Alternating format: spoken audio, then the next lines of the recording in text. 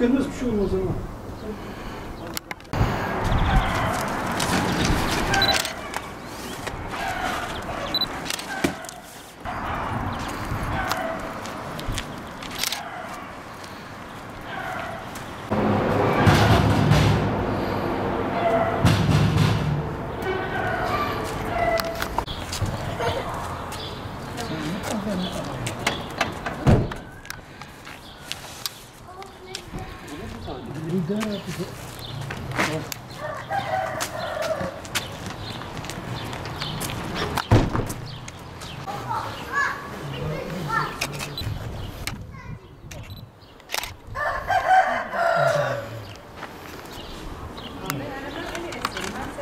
Vallahi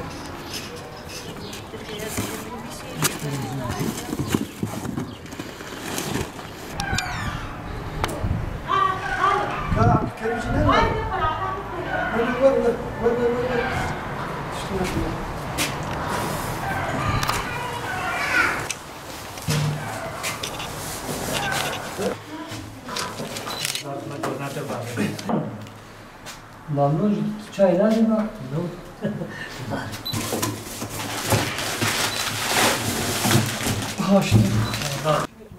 İHA Ebrar aracılığıyla Abdülcelil Ercan ve ailesinin bağışladığı 30 koli Ramazan paketini Midyat'taki yetim ve muhtaç ailelere dağıttık. Allah kabul etsin. Allah hayırseverin hayrını kabul etsin inşallah.